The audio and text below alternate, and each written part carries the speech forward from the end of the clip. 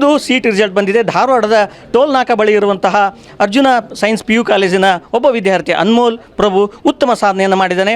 ಅಂದರೆ ಒಟ್ಟು 6 ವಿಭಾಗಗಳಲ್ಲಿ ಟಾಪ್ 10ನಲ್ಲಿ ರಾಜ್ಯದ ಟಾಪ್ 10ನಲ್ಲಿ ಸ್ಥಾನ ಪಡೆದಿದ್ದಾನೆ. ನಮ್ಮ ಜೊತೆಗೆ ಮಾತಾಡೋಕ್ಕೆ ಅನ್ಮೋಲ್ ಪ್ರಭು ಇಲ್ಲೇ ಇದ್ದಾರೆ. ಮೊದಲಿಗೆ ಕಂಗ್ರ್ಯಾಚುಲೇಷನ್ಸ್. ಫಸ್ಟ್ ರಿಯಾಕ್ಷನ್ ಏನು ಅನ್ನಿಸ್ತಾ ಇದೆ ಈಗ? ತುಂಬ ಚಲೋ ಅನ್ಸೋದಿದೆ. ಎಕ್ಸ್ಪೆಕ್ಟ್ ಮಾಡಿರಲಿಲ್ಲ ಇಷ್ಟು ಚಲೋ ಬರ್ತಿದೆ ಅಂತೆ. ತುಂಬ ಚಲೋ ಅನ್ಸೋದಿದೆ. ಯಾವ ರೀತಿ ನೀವು ಸ್ಟಡಿ ಮಾಡ್ತಾಯಿದ್ದೆ? ಅಂದರೆ ಕಾಲೇಜಲ್ಲಿ ಹೆಂಗೆ ಮಾಡ್ತಾಯಿದ್ದೆ, ಆಮೇಲೆ ಮನೆಗೆ ಹೋದ್ಮೇಲೆ ಯಾವ ರೀತಿ ಮಾಡ್ತಾಯಿದ್ದಿ? ಮನೆಯಲ್ಲಿ 5 ಗಂಟೆಗೆ ಹೇಳಿ 5 to 8 ಒಂದು ಸೆಷನಾಗಿ ಮಾಡ್ತಿದ್ದೆ ಓದೋದು. 8 o'clock ಫ್ರೆಶ್ ಅಪ್ ಆಗಿ ಕಾಲೇಜಿಗೆ ಬರ್ತಿದ್ದೆ. 9 to 5:30 ಕಾಲೇಜ್ನಾಗ ಇರ್ತಿದ್ದೆ ನಾನು. 6 o'clock ಹಂಗೆ ಮನೆ ಮುಟ್ತಿದ್ದೆ ವಾಪಸ್ ಹೋಗಿ. ಆಮೇಲೆ ಮತ್ತು 6 to 8 o'clock ಮತ್ತೊಂದು ಸೆಷನ್ ಓದ್ತಿದ್ದೆ ನಾನು.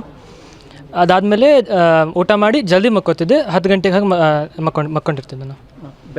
ಬೆಳಗ್ಗೆ ಎಷ್ಟು ಗಂಟೆಗೆ ಎದ್ದು ಓದ್ತಾ ಇದ್ದೆ? ಹೇಗೆ ಮುಂಜಾನೆ ಯಾವ ರೀತಿ ಇತ್ತು ಪ್ಯಾಟರ್ನ್? 5 ಗಂಟೆಯಿಂದ 5 to 8 o'clock ಹಂಗೆ ಓದ್ತಿದ್ದೆ ನಾನು 3 ತಾಸು. ಅಂದರೆ ಮುಖ್ಯವಾಗಿ ಈ ರೀತಿ ಉತ್ತಮವಾದಂಥ ಒಂದು ಫಲಿತಾಂಶ ಪಡಲಿಕ್ಕೆ ಮುಖ್ಯವಾದ ಕಾರಣ ಏನು? ಮುಖ್ಯವಾದ ಕಾರಣ ನಮ್ಮ ಟೀಚರ್ಸೇ. ಅವ್ರು ತುಂಬ ಸಪೋರ್ಟ್ ಮಾಡಿದ್ದಾರೆ. ನಮ್ಮ college principal doctor Santosh sir ಒಂದು, ಡಾಕ್ಟರ್ ಸುಲಾಕಿ ಸರು, ಆಮೇಲೆ ನಮ್ಮದು faculty maths faculty Santosh sir ಮತ್ತು Lingaraj sir, physics faculty Suryakant sir, chemistry faculty Muralidhar sir, Dinesh sir, bio faculty ನಮ್ಮದು ನೈಮ್ ಸರು ಮತ್ತು ಕಾರ್ತಿಕ್ ಸರು, ಅವರೆಲ್ಲ ತುಂಬ ಹೆಲ್ಪ್ ಮಾಡಿದ್ದಾರೆ. ನಮ್ಮದು ಅವರು ಯಾವಾಗ ನಾವು ಡೌಟ್ಸ್ ಕೇಳಿದಾಗೂ ಅವ್ರು ರಿಪ್ಲೈ ಮಾಡ್ತಿದ್ರು. ನಮ್ಮ ಆನ್ಲೈನ್ ಕೇಳ್ತಿದ್ವಿ ಡೌಟ್ಸು, ಯಾವಾಗ ಕಾಲೇಜ್ನಾಗಿದ್ವಿ ಆಫ್ಲೈನ್ ಹೋಗಿ ಕೇಳ್ತಿದ್ವಿ ಅವ್ರಿಗೆ ಡೌಟ್ಸು. ಅವ್ರು ತುಂಬ ಅಂದರೆ ಅವ್ರು ನಮ್ಮ ಭಾಳ ಟೈಮ್ ಕೊಟ್ಟಿದ್ದಾರೆ. ನಾವು ಯಾವಾಗ ಕೇಳಿದ್ರು ಅವ್ರು ನಮಗೆ ಇರ್ತಿದ್ರು. ಅವ್ರ ಸಪೋರ್ಟ್ ಕಂಟಿನ್ಯೂಸ್ ಇತ್ತು. ಅವ್ರು ಯಾವಾಗ ಮುಂದಿನ ಆಯ್ಕೆ ಏನು ಮಾಡ್ತೀವಿ, ಮುಂದೆ ಏನು ಮಾಡ್ಬೇಕು ಅಂತಿದೆ? ನಾನು ನೀಟಿಗೆ ಎಸ್ಪೈರ್ ಮಾಡತ್ತೀನಿ. ಈಗ June 21st ರೀನೀಟ್ ಮತ್ತು ಬರೆಯತ್ತೀನಿ. ಈಗ ನಾನು ನೀಟಿಗೆ ಪ್ರಿಪೇರ್ ಮಾಡತ್ತೀನಿ. Okay, once again congratulations. ಈಗ ಏನು ಅನ್ಮೋಲ್ ತಾಯಿಯವರಿದ್ದಾರೆ, ಅವರು ಮೂಲತಃ ಏನು ವೈದ್ಯೆ.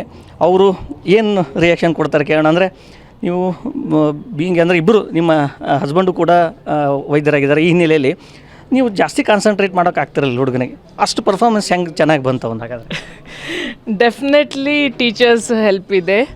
ಯಾಕಂದರೆ ನಾವು ಬೆಳಿಗ್ಗೆಯಿಂದ ಸಂಜೆ ತನಕ ಹಾಸ್ಪಿಟ್ಲಲ್ಲೇ ಇರೋದು, ಇವನು ಕಾಲೇಜಲ್ಲಿರೋದು. ಬರೀ ಸಂಜೆ ಹೊತ್ತಷ್ಟೇ ನಾವು ಸ್ವಲ್ಪ ಒಂದು ಊಟ ತಿಂಡಿ ಅವ್ನು ನಿದ್ದೆ ಅದೆಲ್ಲ ನೋಡ್ಕೋಬೋದು ಹೊತ್ತು ಸ್ಟಡೀಸ್ ಆ್ಯಸ್ ಸಚ್ ನಮಗೆ ಹೆಲ್ಪ್ ಮಾಡಲಿಕ್ಕೆ ಆಗ್ತಾ ಇರಲಿಲ್ಲ. ಸೊ ಡೆಫಿನೆಟ್ಲಿ ಅವ್ರ teachers play a big roll.